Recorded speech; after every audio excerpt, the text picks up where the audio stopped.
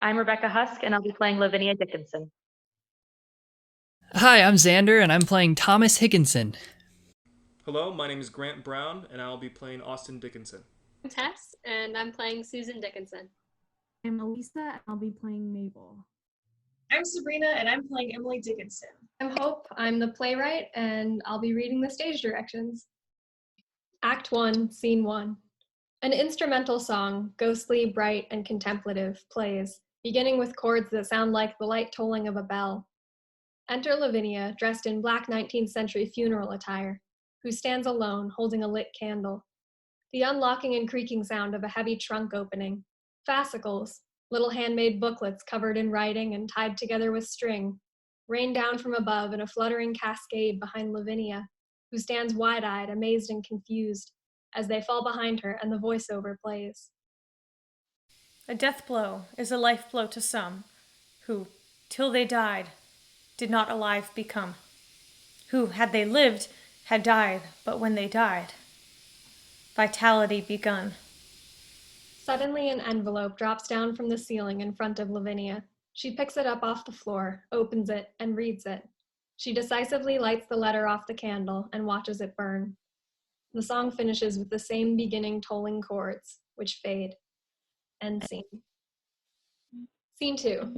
Emily's room, vacant. Daytime. The chest at the foot of the bed is open to reveal a chaos of fascicles and scraps of paper, both scrawled on and blank. Much of this mess is now on the floor around the trunk, in stacks and mounds, clearly in the middle of an attempted organization. Enter Lavinia, Thomas, Austin, and Susan, now out of mourning attire, well dressed in 19th century clothing.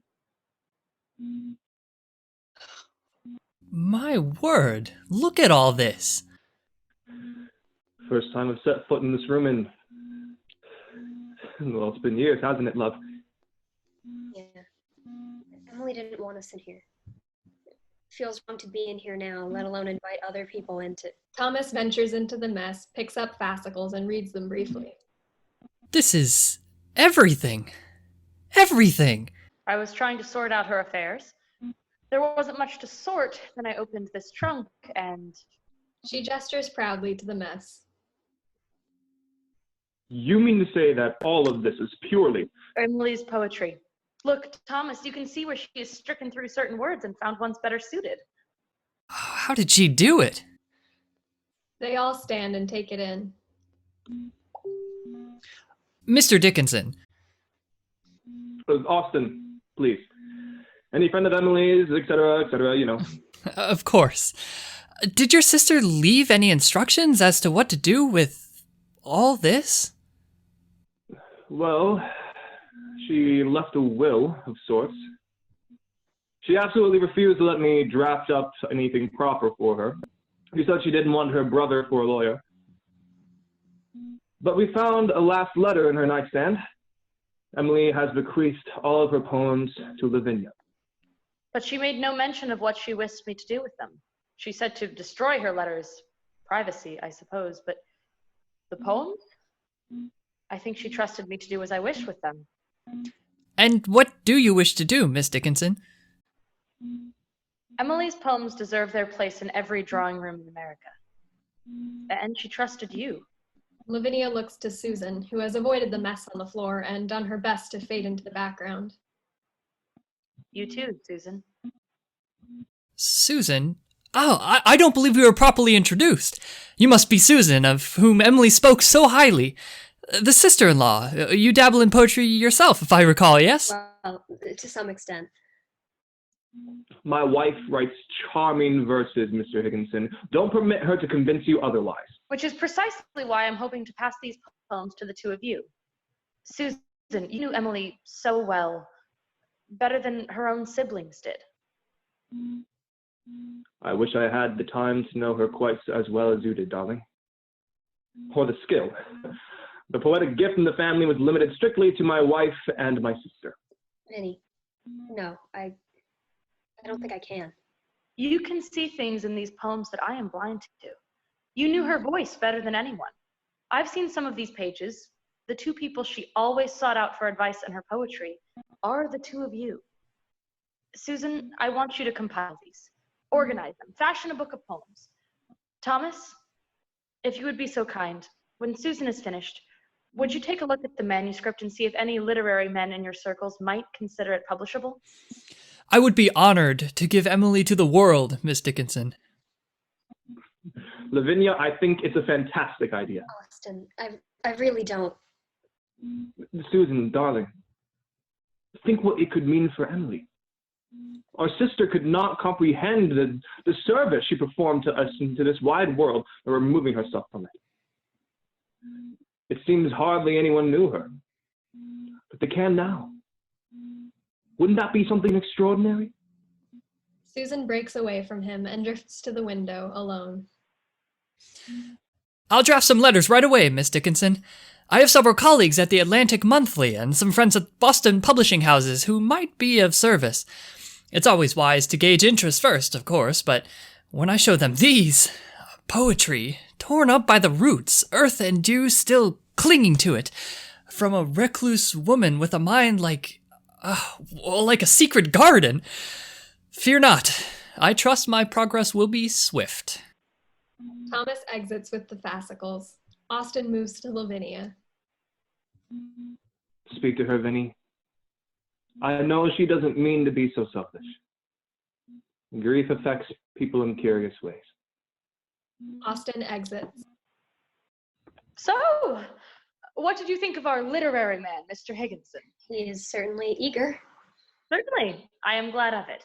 And he's helped Emily ever so much already. Without him, she'd never have her poems published in a magazine. She could have done it.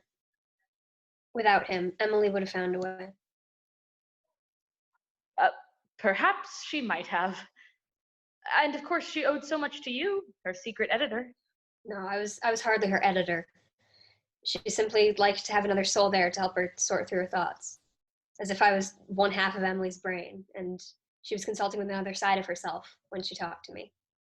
In the end, she always chose the words that felt right, which meant she certainly didn't take all my advice. Otherwise, some of her best newborn poems might have met their deaths at my clumsy hands. Susan looks at Lavinia and realizes that she is smiling. What is it, Vinny? What? You sound like her. Sometimes. When you speak. Susan looks down, unsure what to do with this praise. You know that you are the one Emily would want to do this. Please, just read through them, copy them down, and when you're through, give them to Mr. Higginson. Susan, please. Susan looks at Lavinia. End scene. Scene 3. Susan sits in a pile of fascicles while Emily walks in a circle around her. Susan looks exhausted, disheveled. She is sorting the fascicles into piles based on some system of her own, often changing her decisions and moving fascicles to different piles. Susan never notices Emily, but Emily orbits her, watching her. I can't. There's too much. Places where you put two words, these variants, perhaps this word or perhaps that. How should I know which one you preferred? You can't, dearest. How should you know when I didn't? Susan picks up one fascicle and begins to read it. Emily freezes, then begins to recite. While speaking, Emily moves to Susan. Eventually, she curls up on the floor with Susan behind her. As Susan reads, Emily slowly wraps her arms around Susan and gently caresses her arms, her hips, her waist, her shoulders, her sides, her hair. The touching is neither fully sexual nor fully sisterly. It is intimate, romantic, and truly loving. Her breast is fit for pearls, but I was not a diver. Her brow is fit for thrones, but I have not a crest. Her heart is fit for home. I, a sparrow, builds there sweet of twigs and twine, my perennial nest. Emily gently kisses Susan on the side of her neck, then stands. Your passion, your love, I'm sitting in the middle of your heart.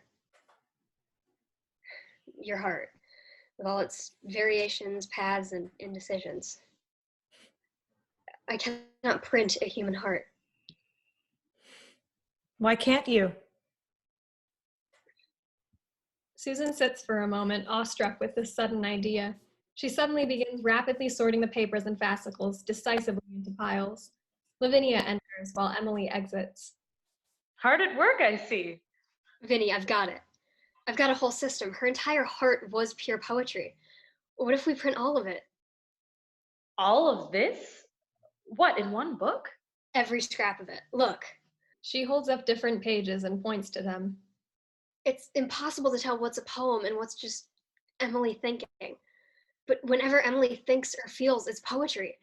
Every scribbled drawing, every silly joke, every little rhyme in her letters to me or you or anyone, it's all her poetry. We should publish all of it. But that is not a book, Susan. There's no such book like that. And there was no such poet like Emily. Look.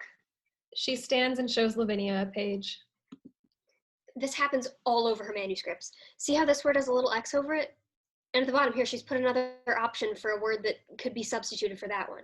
Depending on which word you choose, the meaning's different. Lavinia looks carefully at the page. Not substantially different, though. That is to say, it doesn't hurt the meter. It doesn't make the poem mean a wholly different thing. But I can't know which word Emily would have preferred. So why don't we print them this way, with the variants, with her thought process there on the page? But poets don't publish their drafts, Susan. They publish their poems. I know that, and this whole thing is her poem. But how could you know that? I don't. I can't. It's just a feeling. The true question is, would Emily want people to see these? Or would she want them to think, here is a poet, one with a cultivated mind, a fluid voice, a genius? Pardon me, but you have an awful lot to say on poets for someone who's never written a verse. Well, you churn out poems that have never been published, and likely never will be. That was a cruel thing to say. I'm sorry, Susan, but I would expect you of all people to understand the difficulty of it. When people read Emily, they need to think of her as William Blake or Wordsworth, not as some woman who struggles to write as well as they do. And those men, they struggle, I'm sure of it, but they never publish their mistakes or indecisions or quaint little drawings in their margins. And of course, I know that these verses didn't just tumble from Emily's brain fully formed, but we need to make them look as if they did. Well, I can't. It's not my place to choose which word to use or make decisions that she left unmade. You will not do it then? I cannot do it. Very well then. Lavinia begins gathering up some of Susan's stacks of paper in her arms. What do you intend to do? I will seek help from a friend, a woman writer who has published. Not Mabel. Oh, please, Vinny, I know you wish to wound me, but this is She is a dear friend of mine, whatever you may think of her, and she is the most accomplished woman writer I know, by far. Oh, yes, perhaps if I had been able to gain the notice of an astronomer with a fortune to whisk me off to Mount Fuji on a whim, I too might boast of my adventures and call it travel writing. My apologies that my brother cannot be a more useful husband for you. That's not what I meant. You know I love Austin. That's part of why I can't stomach the notion of Mabel being involved in this. I thought as much. Pardon me for not happily gifting Emmy's poems to the woman making love to my husband. I do not know what you mean. I haven't the faintest idea what you're talking about. You truly persist in pretending not to know. My friend and my own brother would never He made any attempt to hide it from... Regardless, you will keep any personal business with Mabel and Austin out of this, Susan. To do otherwise would be a selfish insult to Emily and to this family. They would ask her to go out walking just to grant them time. And during her spells, when she was too nervous and frightened to go from home, she could hear them through the damned wall, Vinny. You couldn't protect her, not from them, not from her own nerves. The least you could do is protect her now. I intend to. I trust Mabel, and Emily trusted me. Lavinia picks up another group of papers. I am protecting Emily's memory by freeing it into the world. Lavinia begins to leave. Unseen, Emily enters. Wait. Lavinia stops, confused. Those letters you just took, they're mine. Lavinia looks down at the sheet of paper on top of the stack she's holding.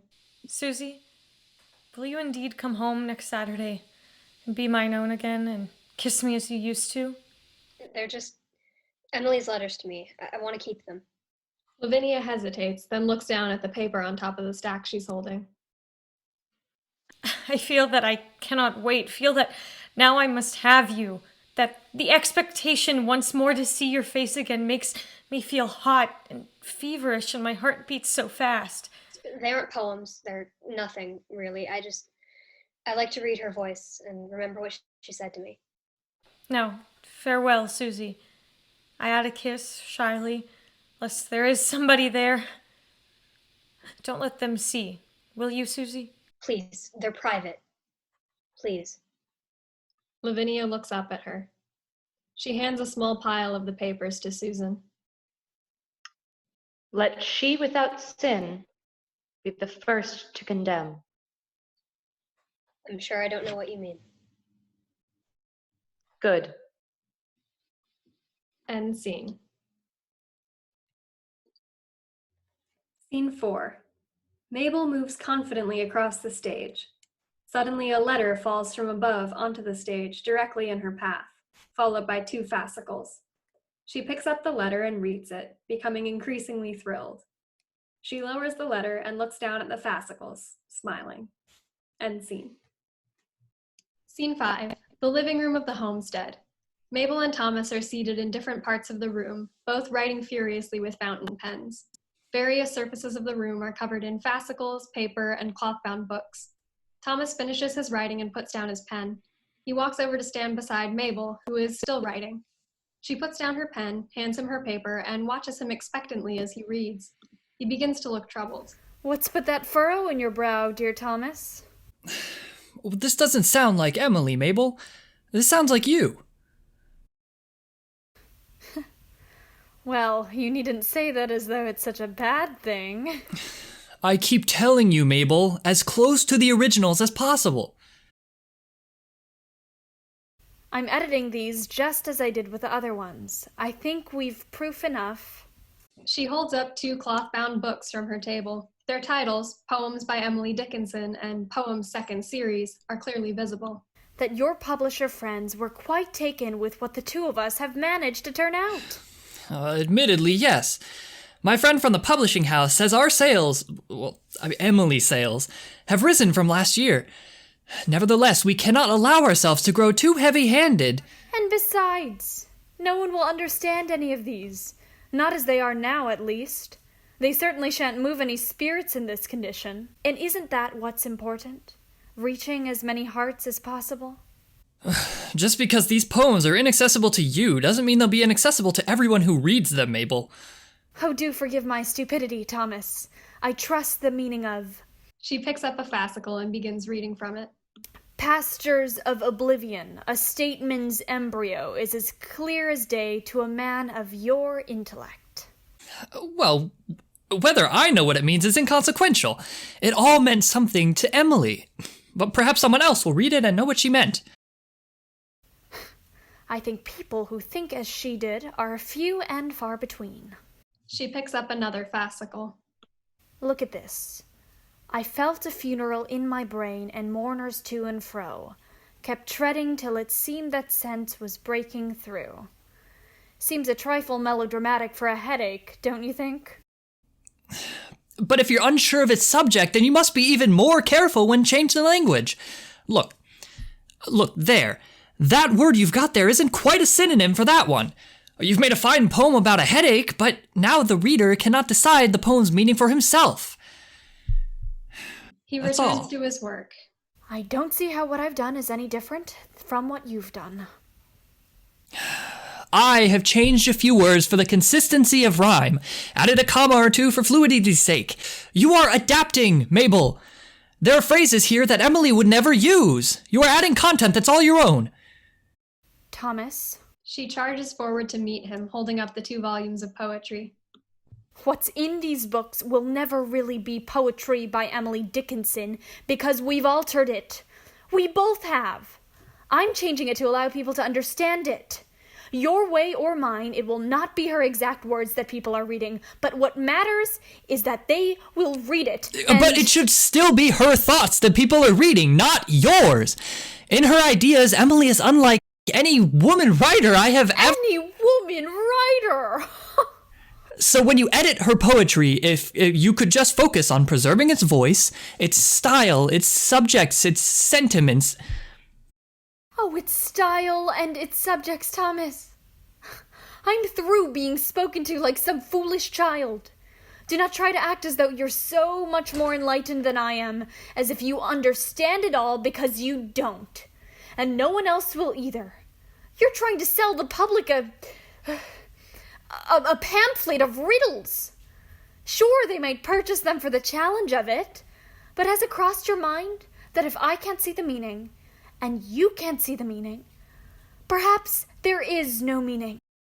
That readers can chop away for ages at these verses written by the mythical recluse of Amherst, but really none of it can mean anything to anyone except Emily, because perhaps it's true that she really was not mad.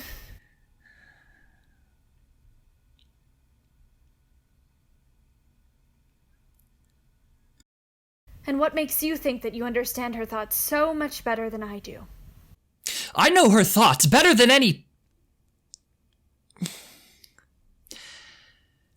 She wrote to me. She told me things, more than you know, and none of your concern. I do not think I am her equal, but I am in a better position than anyone else in this house to act as her messenger. I think Lavinia and Susan would be furious to hear you say. I think that you want to feel that your writing is on every bookshelf in America, even if you can only put it there under Emily's name.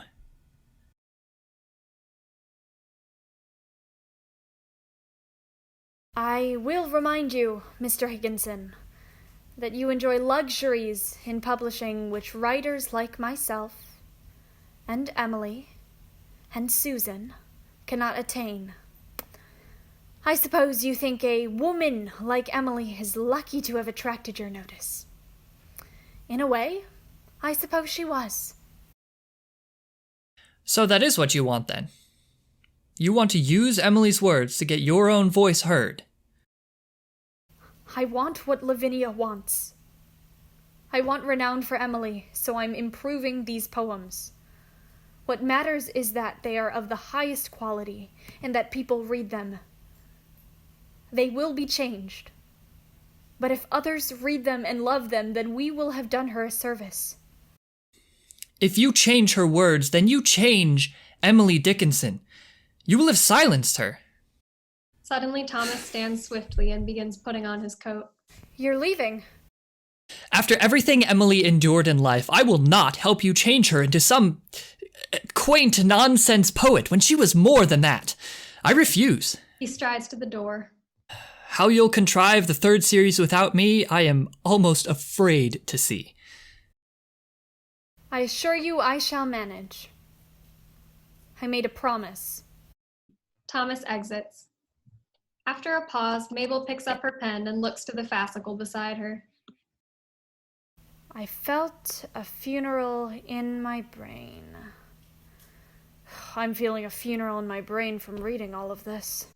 She picks up another page. Emily enters, unseen. To own a Susan of my own is of itself a bliss. Whatever realm I forfeit, Lord, continue me in this. Bless my soul. And bless yours too, dear Emily. You forsook a seat in heaven all for your little Susie. Just as I've done for my Austin. Well, this one certainly isn't going to the publisher. She puts the page aside and picks up another. Come slowly, Eden. Lips unused to thee, bashful, sip thy jasmines, as thy fainting bee, reaching his late flower, round her chamber hums, counts his nectars, enters, and is lost in balms. Oh, you naughty thing. Sipping from Susie's flower, were we? I do adore these luscious words, though. It could be about a man and a woman. I'll put it in the nature chapter. There. Just bees and flowers. That's all. Now let's see. End scene. Scene 6. Gentle but unsettling guitar music plays. A desk is on stage. Emily enters, wearing a long white nightgown. She smiles faintly at the audience, then looks away. She smooths her dress. Mabel enters, sits at the desk, picks up a pen and paper, and begins writing, not conscious of Emily. Mabel continues writing. Emily massages her temples and neck, exhausted, pained.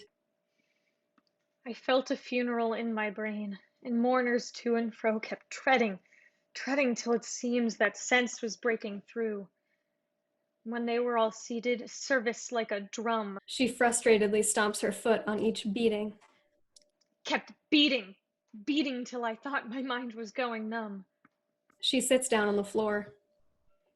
And then I heard them lift a box and creak across my soul with those same boots of lead again. Then space began to toll. She puts her hands over her ears. And all the heavens were a bell and being but an ear, and I, in silence, some strange race. She gestures helplessly around herself. Wrecked. Solitary. Here. Mabel takes her paper and exits. Thomas enters, sits at the desk, picks up the pen, and starts writing. Emily stands back up, different. She keeps brushing her hair away from her face and neck. Suddenly, Emily gets a look on her face as though her stomach and heart have just abruptly leapt inside of her. A quiet, constant frequency becomes audible, like the sound that fills one's ears during complete silence. I felt a funeral in my brain, and mourners to and fro kept treading till it seemed that sense was breaking through. She appears to steel herself, breathing determinedly. The sound of a heartbeat starts out faint but becomes more audible. And when they all were seated, a service like a drum kept beating till I thought my mind was going numb. She grows more and more uncertain of how and where to hold her hands. She keeps pushing her hair away from her face and neck. She puts her hand on her heart, feeling it beat, trying to slow it. And then I heard them lift a box and creak across my soul with those same boots of lead again. Then space began to toll. The sound of the heartbeat grows faster, though still quiet. The sound of the frequency grows louder, though not unbearable. Her breathing is clearly irregular, full of sighs and sharp exhales that become evident in her speaking. And all the heavens were a bell, and being but near. And I, in silence, some strange race. Wrecked, solitary, here. She starts to pat sweat from her face and neck. Her hands are visibly trembling. Her eyes search frantically. And then a plank in reason broke, and I dropped down and down and hit a world at every plunge. She makes to flee off stage but starts to waver. And finished knowing, then. She collapses on stage in a faint. She lies in a heap. A letter drops down from the ceiling and lands on Thomas's desk. He picks it up, rises to stand beside the desk, opens the letter, and reads it. During the voiceover, Emily stands. Voiceover. Mr. Higginson, your kindness claimed earlier gratitude, but I was ill and write today from my pillow. You asked how old I was?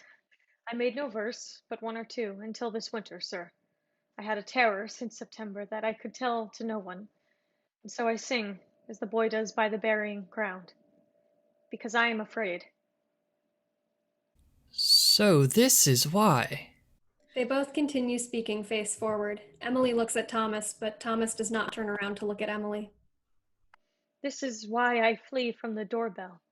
This is why I hide behind the darkened door. This is why some days I tremble at seeing the ones I love, and I do not know why. This is why you produce such strikingly beautiful work. Now I know why. The slightest thing can drag me back downwards to the point of drowning. Sometimes it requires nothing at all. Humanity's greatest literature has come from great suffering.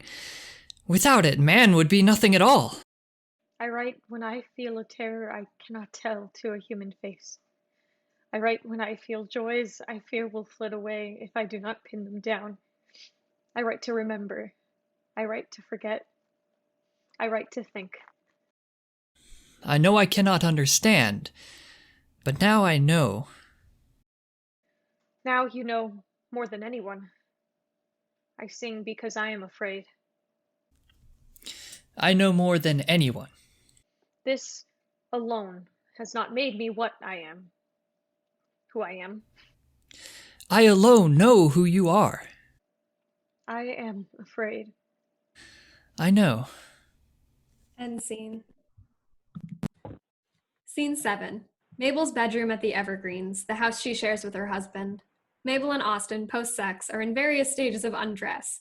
Austin's luggage is somewhere in the room. Mabel is holding a book visibly titled Third Series. In the silent west, many sails at rest, their anchors fast.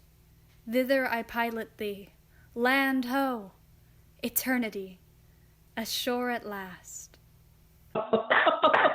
Oh, that's wonderful, Mabel. Simply astounding. Emily had begun the second stanza with "in the peaceful west," but I much prefer "in the silent west." It echoes the part about sailing silently in the first stanza. And she had written "many sails at rest, the anchors fast," instead of "many sails at rest, their anchors fast," but that's a small thing. No. It's much better your way, my love. She did have a funny little way of speaking, my sister. Did you ever hear her speak? No, I never did. We only wrote letters back and forth but a few times. No, well, she spoke just as she wrote her poems. You could almost hear the dashes in the uppercase letters when she talked to you.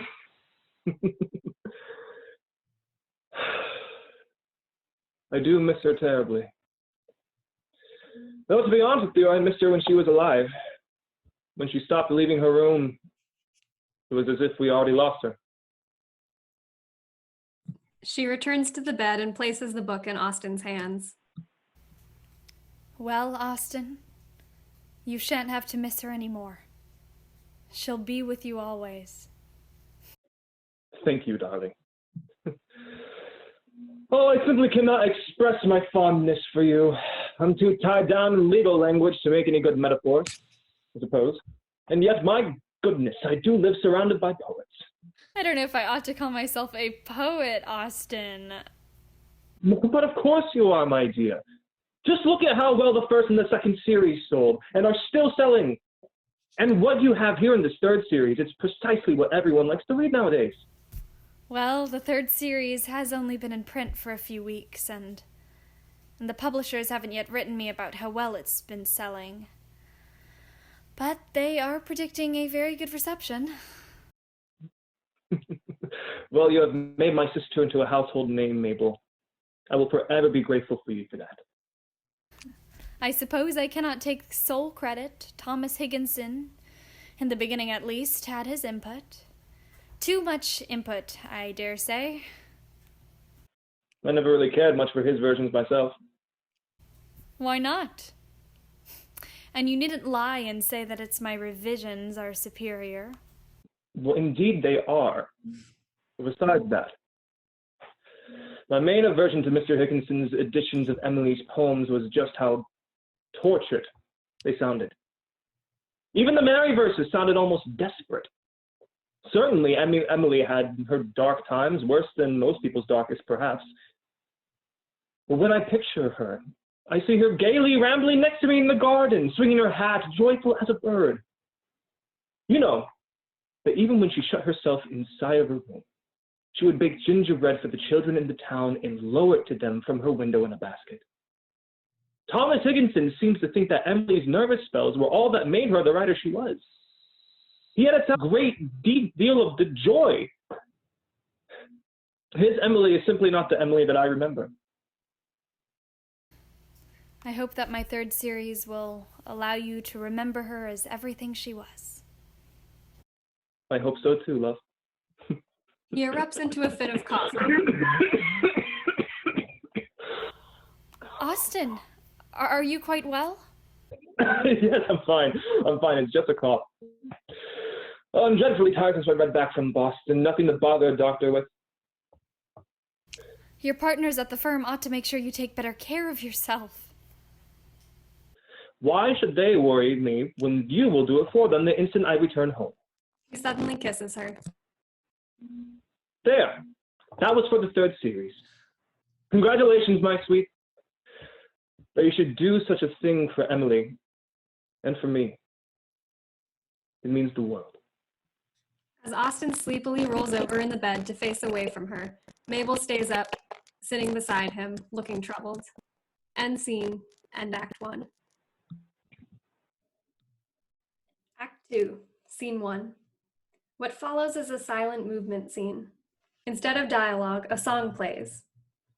Seated together on a picnic blanket on the floor are Austin, Lavinia, and Emily, who is not wearing her white dress, but a typical 19th century dress in a colored floral pattern. A picnic basket sits beside them, and a large straw sun hat sits beside Emily. Birdsong is heard. They interact silently, happily, mouthing dialogue, laughing, eating gingerbread from the basket. Perhaps they dance a little together, balletically, joyfully, unchoreographed. Emily has a sheet of paper in front of her. She writes on it with a pen and shows it to an admiring Austin and Lavinia. Susan enters. Austin notices her standing shyly at a distance. He takes Susan's hand and waist and sweeps her toward the picnic blanket in a little waltz that finishes with a kiss. Lavinia and Emily both stand, and they each joyfully embrace Susan in turn. Austin sits back down on the blanket. He invites Susan to sit beside him, and she does so. Emily shows Susan the sheet of paper, and Susan is visibly touched by it. Susan and Emily hold hands on the blanket. Austin, Susan, Lavinia, and Emily all interact silently for a moment. Suddenly the lighting changes and the birdsong stops. Emily stands up, breaks away, flees to her own space where she stands alone. Austin, Susan, and Lavinia reach for her but cannot follow. The picnic blanket and basket are removed. Emily is alone, tortured. A stack of papers lies on the floor before her. She crouches on all fours and scribbles writing on it feverishly. Mabel enters, and Austin hurries to her, twirling her and dipping her backwards into a kiss while a stunned Susan looks on. Emily realizes that Lavinia is standing, staring at her. Emily stands, looks at Lavinia, and shakes her head sadly. A white gown falls from the ceiling near Emily, and she puts it on. Thomas enters near Emily, and Emily reaches out to him, but he simply paces, looking at her, inspecting her, watching her movements. Emily gathers all of the papers in her arms in an unwieldy pile, then crosses to a shocked Lavinia and places all the papers in her arms. Emily exits. Mabel and Thomas approach Lavinia, and Lavinia begins handing them both papers, one by one. Susan and Austin watch this process in disbelief. Lavinia, Mabel, and Thomas exit together, still dividing the papers. Susan stares after them for a moment in disbelief, then exits in the opposite direction that they exited. Austin stands alone, looking about himself, a little confused. Emily re-enters, hurries toward him, then stops short. He bends down to the floor. The sun hat is still there, forgotten. Austin slowly picks it up and extends it to Emily.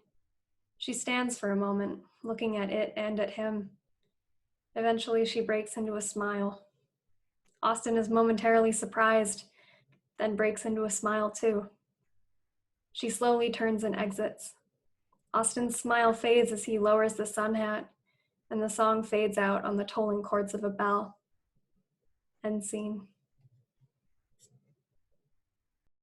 Scene 2. The living room of the homestead. Lavinia and Susan are seated, sipping tea and putting as much distance between themselves as possible. They have clearly just had an argument. Susan's hair is down, and it is clear she has been crying. There is a lengthy silence. I know that it is not in my power to stop you from doing as you wish, but Then why do you persist, Susan?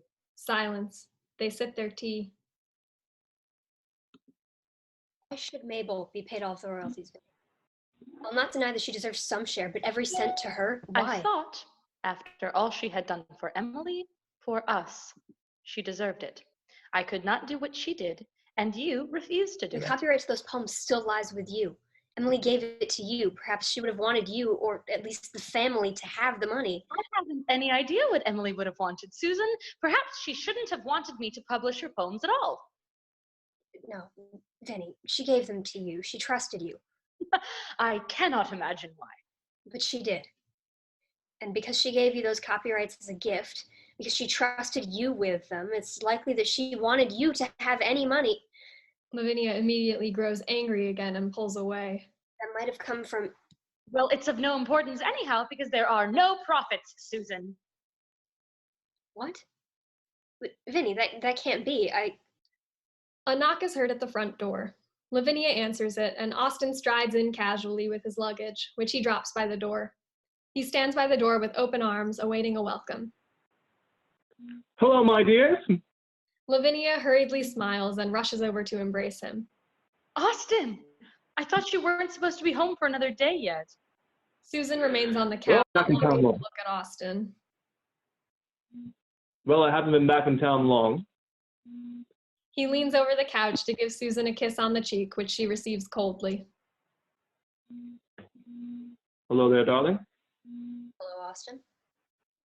An uncomfortable silence in which Susan sips her tea. Austin shifts uncomfortably, and Lavinia looks at the floor. Well, good to be home. What do you mean there are no profits, Vinny? Susan! I mean, exactly as I say, and I am saying that. We're going to keep this from everyone. Well, no. What is all this? Lavinia has insisted upon giving all of the royalty payments to Mabel, and she has just now informed me that Mabel's new series has yielded no profits. No profits? The series has been out for several weeks, and there has been practically nothing. No profits from the sales. Just enough to pay the publishers. That is all. But the publishers were expecting it to do so well. And Emily's poems. With Thomas Higginson off the project, I thought maybe they would be doing so much better. Poor Mabel. Oh yes, poor Mabel. But perhaps people preferred Higginson's work to hers. Or perhaps they hated Higginson's work so much that they refused to buy anything else bearing the name Dickinson. I cannot say. Austin, you have read the third series, and the publishers were expecting it to do so well. Yes, Did you purchase a copy while you were in Boston? And is that where you spoke to the publishers as well?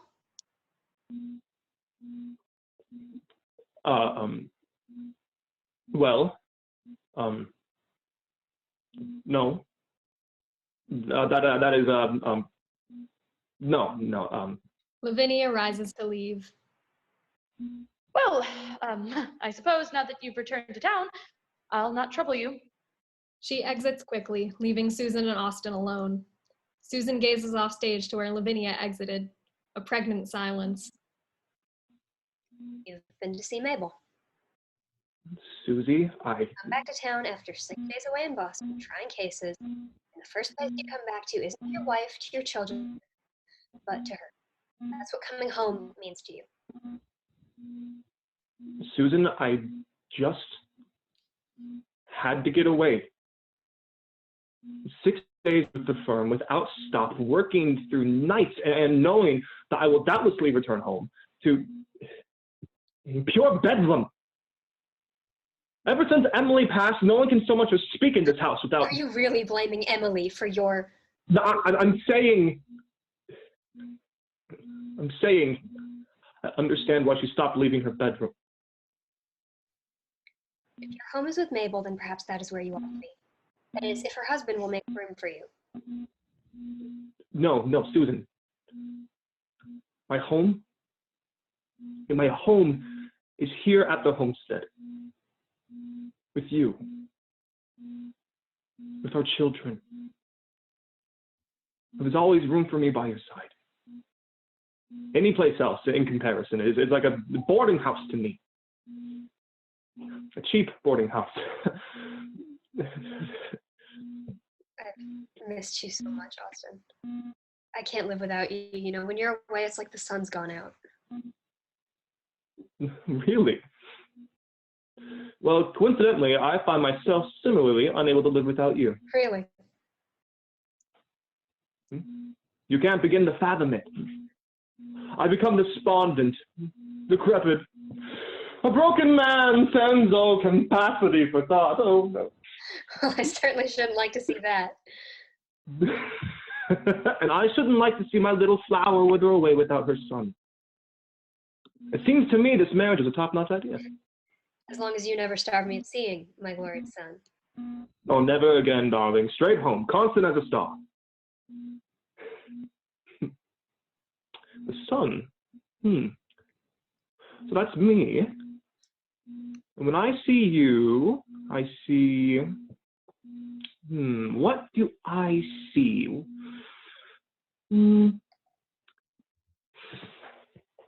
A halo of the finest satin surrounding a kind of white face. The moon, perhaps. The soft, glowing moon.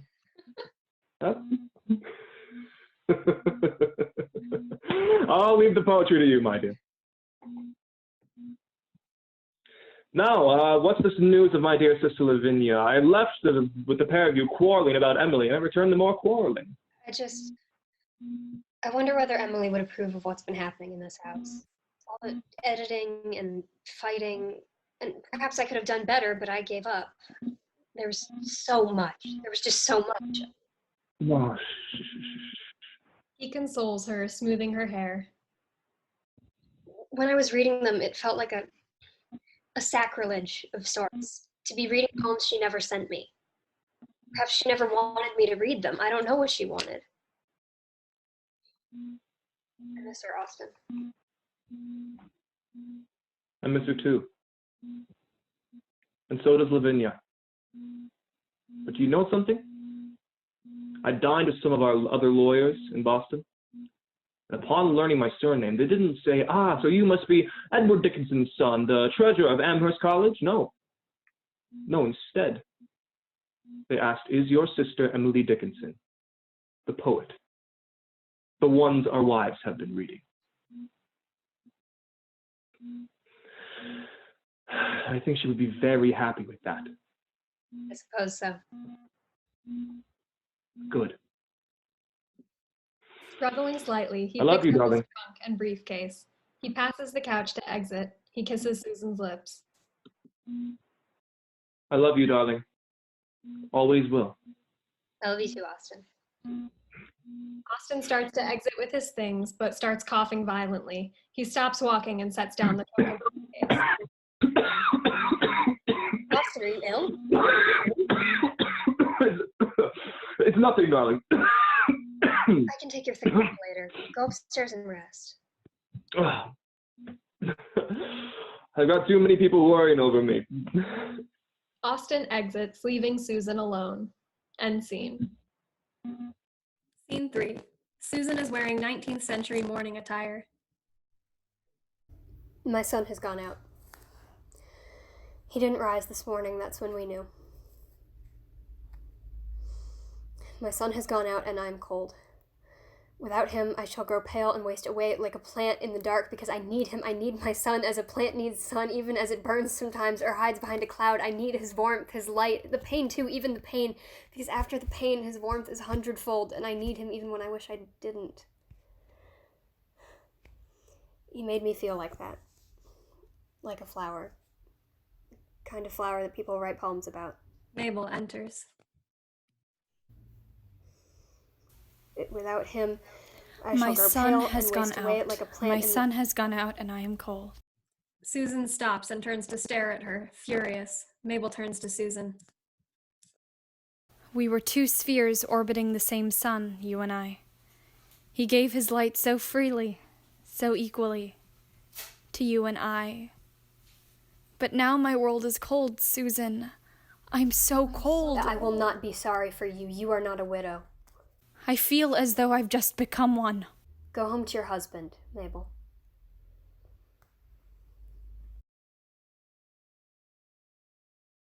I am sorry, Susan. I'm sorry about your husband. She waits, expecting Susan to comfort her as well, but she doesn't. I wish to be your friend, Susan. Austin would have wanted... How can you always presume to know what the dead would want? When we are left alive and they are gone, what else can we do? Mabel and Susan stare at each other for a moment, at an impasse. End scene. Scene 4. Emily's bedroom at the homestead. Enter Susan, still crying a little, carrying a copy of the third series. She has come here to read, to seek solace. She opens the book and leafs through it. Enter Emily, unseen by Susan. Susan stops on a page and begins reading. Not that poem, love. That one won't do a thing for a grieving heart. Page 43. Susan pauses and closes the book. I sent you that one. Do you remember it now? Emily begins to recite warmly. As she recites, she enters Susan's space, standing behind her. Emily lovingly wraps her arms around Susan's waist. Susan never looks at Emily. To Susan, Emily is like a feeling wrapping around her as she reads. Of tolling bell I ask the cause, a soul has gone to heaven. I'm answered in a lonesome tone. Is heaven then a prison?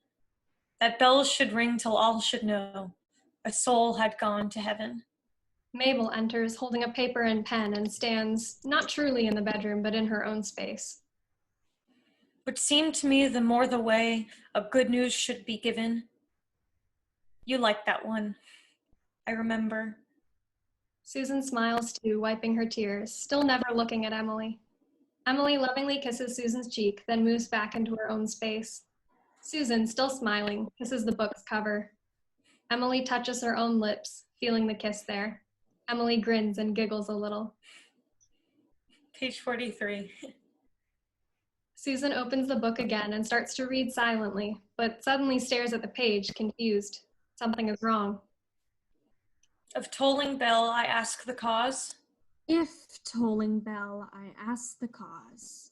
Omit the question mark. It isn't really a question. A soul has gone to heaven. I'm answered in a lonesome tone. Is heaven then a prison? Is heaven then a prison? Strike prison, too severe. This poem is dealing with a delicate subject, comforting those in mourning. Replace prison with sad. Is heaven then so sad? Change heaven in the second line to God to preserve rhyme. A soul has gone to God. I'm answered in a lonesome tone. Is heaven then so sad? And God should be the only word in uppercase. She begins her words with capital letters at random. That bells should ring till all should know a soul had gone to heaven. The optimistic tone of the poem isn't clear enough in this phrasing that the bells should joyful ring to tell a soul had gone to heaven. This makes more clear that there is joy in death. A loved one departed to heaven has gone to a better place. Would seem to me the more the way. The more the way, more the way. Phrasing here is so untidy as to make the reader stumble. The proper way is what you mean to say? Would seem to me the proper way. A good news should be given. Susan screams and throws the book down on the floor. End scene.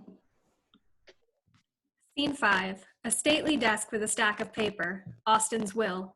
Susan stands facing the desk. Austin voiceover. Article number 34. The parcel of land previously described, I hereby bequeath to Miss Mabel Loomis Todd and her husband, Mr. David Peck Todd. Mabel enters. She too stands facing the desk. No. Upon my demise, the ownership of this vacant pasture located in Amherst, Massachusetts, shall pass into the hands of Mr. and Mrs. Todd to do with as they so choose. No, Austin. My attorney shall see to it that the documentation of ownership is revised to bear the names of Mr. David Peck Todd and Mabel... Austin, how could you? Austin. Mabel Loomis. Please don't say... Todd. Thank you, my love. Thank you. The desk vanishes. Susan swivels to face Mabel. She stares at Mabel for a moment, breathing hard. I won't allow it. It is not your choice. It was his choice. It always was his choice. No. And you cannot take him from me me now. End scene. Scene 6. The living room of the homestead. Lavinia is seated on the couch, engaged in needlepoint, reading, knitting, etc. Susan enters through the front door in tears. Lavinia looks up. Oh, She puts down her activity, goes to Susan, and attempts to hug her. oh, Susan, dear, I know. Susan dodges Lavinia and sits on the couch. No, it was her. She was there. Mabel? She had the gall to show her face at the reading of his will? Do you remember the plot of land Austin owned on the north side of Amherst? The pasture. He bought it when I was still expecting Martha. Yes. He thought of building on it, renting it to tenants. What of it? Austin gave it to Mabel in his will. What? His parting gift to her. But everything else he had, he gave to you. It was in his will, Vinny. As he was thinking of what should happen if he should die. As he was thinking of everything he had and every person he loved. She should not have been in his thoughts at all. But she was. Susan looks up at Lavinia, surprised that she's finally acknowledging this. Yes. Because Austin wanted both of us. And Mabel, she was content with it, sharing him. Never mind how repulsive it made me feel. I'm sorry, Susan. I'm so sorry. And don't mention Emily, please. That's hardly the same thing. Austin and Mabel, what they felt for one another was the fun of breaking their oaths, being accomplices, animal heat. You and Emily met at school long before you ever saw Austin. You were more than sisters. When you married Austin, he gave you the things one expects in a marriage, but he could never give you the kind of love Emily did. It was almost holy. She said that we were the only poets. Everyone else was prose. Our love was like a poem we were writing together, trading the paper back and forth. But Austin, he made me feel like the kind of woman men write poems about. He bound me up and published me so I could always know I existed. But now he's gone and published Mabel's name alongside his for the whole town to see.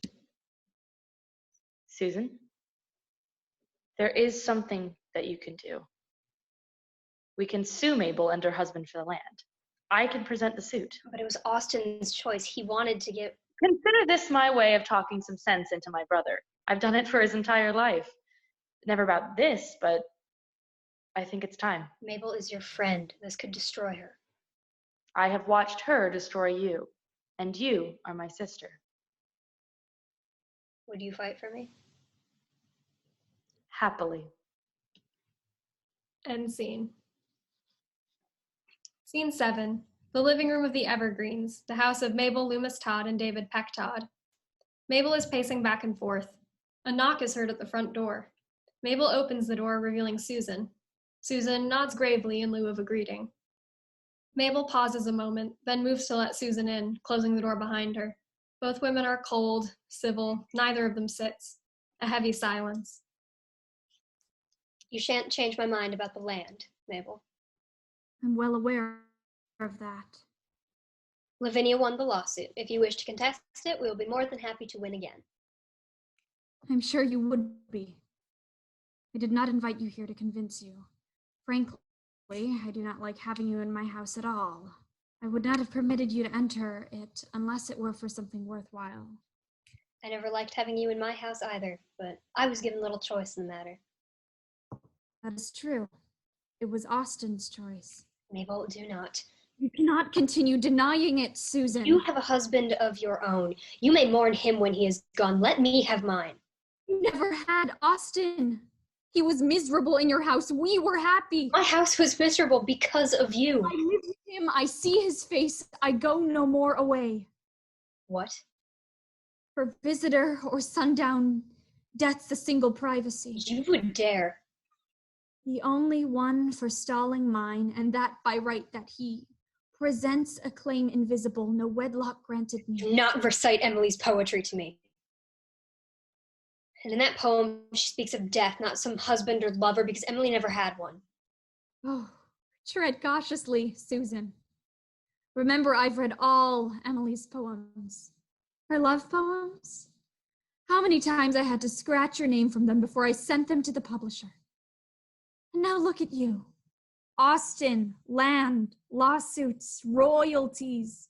How many days has it been since any of you spoke her name? You've forgotten. You and Lavinia. You have both forgotten. You have taken back all the gift Austin gave me. Tell Lavinia that some gifts cannot be taken back. My God. You think you have finally taken Austin from me? Keep your land, Susan. You still have some of Emily's poems in this house. Yes. Unpublished original manuscripts. How many? I haven't counted. Austin said that Emily's poems helped him to remember her. Now the poems will allow me to remember I will Austin. not have Emily used like this. No? The lot of you were perfectly content using her poems to gild your family Lavinia thought they name. deserved to be shared with the world. The poems belonged to Emily. She willed them to Lavinia. The land belonged to Austin, and he willed it to me. Do not feign respect for the wishes of the dead. You have none. This is madness. You have gone mad. Much madness is divinest sense to a discerning eye. Much sense the starkest madness. 'Tis the majority in this, as all prevail. No, do not use Emily's words. You all are the majority. You, Lavinia, Thomas Higginson, all scurrying about in your mad crusades on behalf of the dead. Emily, Austin, who can't speak to defend their own names. If creating something that people will remember earns me the title of madwoman, I'll wear it proudly. Much madness is divinest sense. I'm trying to remember whether that poem is among the piles sitting in my study at the moment. Perhaps it is. What will you do with them? I have not decided.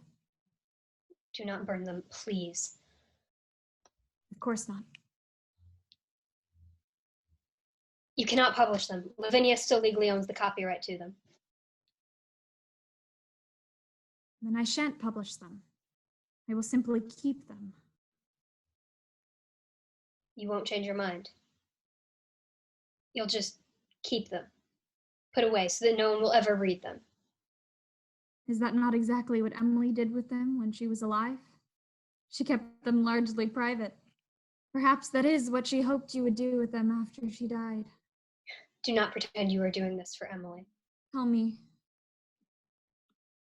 Starts to leave, then stops.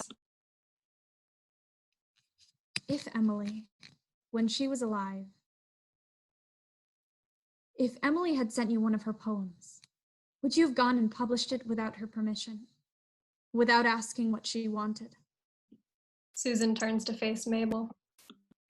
And if Emily had sent you one of her poems when she was alive, would you have edited it, torn it apart, pieced it back together, and sent it back to her and told her to her face, "Oh, you see, Emily, this is what modern readers want to read"?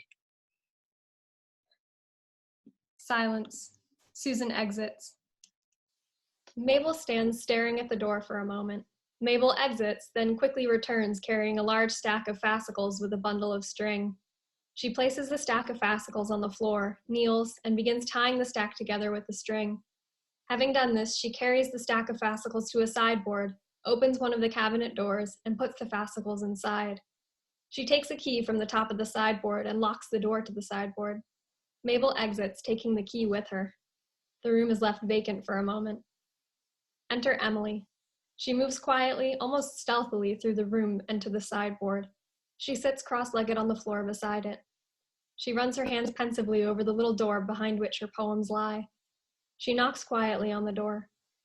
Finally, she simply sits, looking at the sideboard. Locked away. She stands. Enter Thomas, carrying a small stack of a few fascicles. He addresses the audience.